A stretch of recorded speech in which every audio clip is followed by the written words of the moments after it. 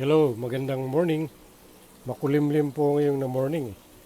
Back to vlogging po tayo kasi ngayong umaga po is dineclared po kahapon na walang pasok sa Metro Manila, lalong-lalo na doon sa school namin.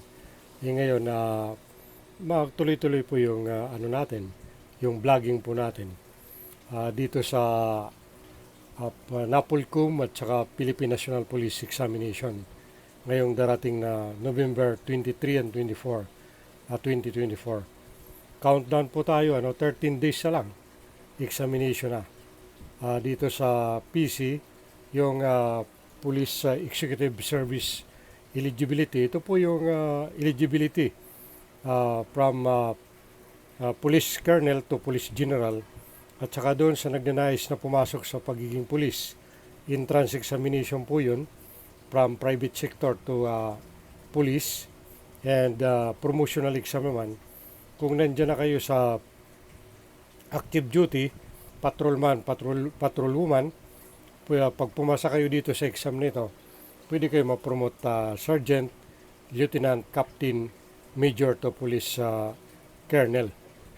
So, tayo naman po hindi naman tayo sa nagmamagaling. Pasado po tayo dyan sa mga exam nila. So, gaya ng sabi ko, i-priority po natin ito kasi malapit na ang exam. 13 days na lang, exam na ninyo. Magbibigay tayo ng tinatawag na Socratic method, question at saka answer. Ito po yung mga tanong at sagutin natin kaagad. What office in the government shall administer the entrance and promotional examinations for policemen? Ulitin po natin yung tanong, ano po yung opisina na gumagawa ng entrance at saka promotional examination para sa pagiging pulis? Ang sagot po dyan is National Police Commission or NAPOLCOM. Okay po. The national headquarters of Philippine National Police is located along EDSA. Ano po ang tawag doon? The national headquarters of the Philippine National Police located along EDSA is called Camp Rafael Crami. Camp Rafael Crami. The compulsory retirement age of uniformed member of the PNP. What is the compulsory retirement age of the uniformed member of the PNP? The answer is 56. So 56 lang po Unlike in the other government offices na ang retirement po nila sa civilian is 65. Sa justices naman po, okay, ay the retirement is sa judiciary 70 kung hindi po tayo nagkakamali. Next question. The Philippine National Police has how many operational units? The Philippine National Police has how many operational units? They have 12 operational units. The answer is 12 operational units.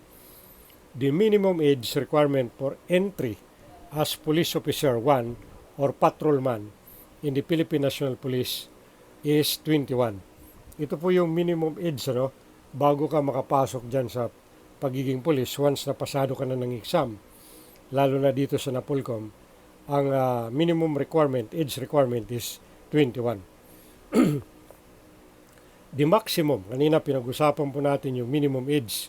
Ngayon naman, the maximum age requirement for entry as police officer 1 or patrolwoman in the PNP is 30.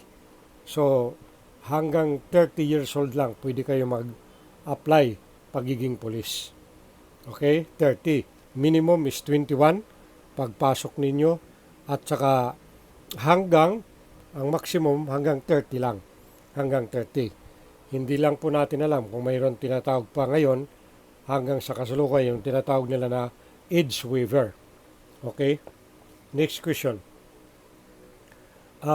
Who was the first chief of the Philippine National Police? Sino po yung kauna-unahan hepe ng Philippine National Police or PNP? The answer is Cesar Nazareno. Cesar Nazareno. Okay pa. Next question. Who is the head of Philippine National Police also known as the 4-star general. Okay, dati po kasi ang tawag dyan is Police Director General. Ngayon, Police General na lang. 4-star general po yon. So, who is the head of Philippine National Police? Also known as the 4-star general. The answer is Police General. Police General.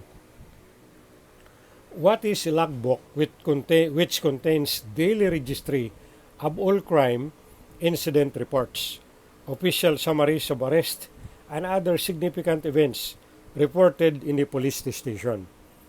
Ulitin po natin yung tanong, what is the logbook which contains daily registry of all crime incident reports, official summaries of arrest, and other significant events reported in the police station? The answer is police blotter. Police blotter. Okay. Who is the first Philippine Constabulary Chief and known as the father of Philippine Constabulary? Okay, tanong natin is, who is the first Philippine Constabulary Chief and known as the father of Philippine Constabulary? The father of Philippine Constabulary here in our country is Henry Allen. The answer is Henry Allen. Baka itanong sa exam po ninyo Okay. And who is the first Philippine Constabulary Chief? Okay, the first Filipino. Kanina, first father of Philippine Constabulary, si Henry Allen. Ngayon naman, who is the first Philippine Constabulary Chief? Rafael Crame. Kasi dati, bago naging pulisyan, mayroon tayo tinatawag na Philippine Constabulary. Philippine Constabulary.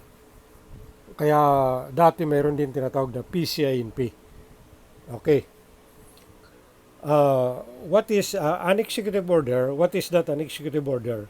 Issued by former president which allows accessibility of documents and other transactions in the government to ensure transparency and accountability.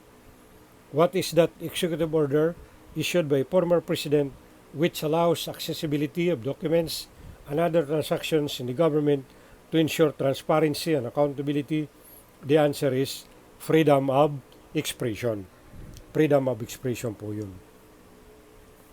Next question. What is the first Philippine satellite? Nagkaroon po tayo ng first Philippine satellite launch in the International Space Station, which was designed and built by Filipino scientists. What is the first Philippine satellite launched in the International Space Station, which was designed and built by Filipino scientists? The answer is Diwata-1. Diwata-1. Okay? Next question. A rainfall advisory from Pag-asa, which means 7.5 millimeter to 15 millimeter of rainfall, is expected for the first 1 hour and has a possibility to occur continuously. It advises people to monitor. No? Anong kulay po yan? The answer is yellow. Yaman lang naman na mayroon, lagi tayo may bagyo, It is rainfall. Malamang bigay po ito sa exam ninyo. It is rainfall advisory from Pag-asa, which means 7.5 millimeter to 15 millimeter. Tandaan po nyo, 7.5 to 15 of rainfall is expected for the first 1 hour and has a possibility to occur continuously. It advises people to monitor. The answer is yellow. Next question. It is rainfall advisory from Pag-asa, which means from 15 millimeter to 30 millimeter of rainfall is expected for the first 1 hour and has a possibility to cause flood. Ito naman, pwede po magbigay ito ng flooding, pagbaha. It advises people to be alert with the possible flooding. The answer is orange. Orange po ang answer niyan. Next question. A rainfall advisory from Pag-asa, which means 13 millimeter and up of rainfall, is expected for the first 1 hour and has a possibility to cause severe flood. Ito, matindi na po pagbaha ito. response to this warning should be immediate evacuation due to the flooding. The answer is red. The answer is red. So, ito, baka last question na po natin. Last two, mahaba na yung vlog natin. What are the 24-hour nationwide emergency hotlines? What are the 24-hour nationwide emergency hotlines? The answer is 888 quadruple and 911. 888 and 911. Yun po yung answer.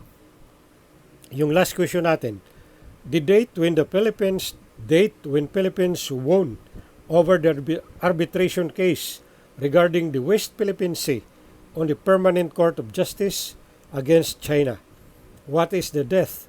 What is the date when Philippines won over the arbitration case regarding the West Philippine Sea on the Permanent Court of Justice against China? The answer is July 12, 2016. Okay po. Diyan lang po muna tayo mag-adjourn. Magtatapos sa share natin nitong umaga. Inasahan ko po na napulutan po natin ng impormasyon. Aral po ito. Knowledge and wisdom para po sa kukuha ninyo ng examination this coming November 23 and 24 dyan sa NAPOLCOM and PNP exam. So, saan po kayo ngayon naroon, ingat po kayo lahat, naway pagpalain po tayo lahat ng Panginoong Diyos. Maraming salamat po.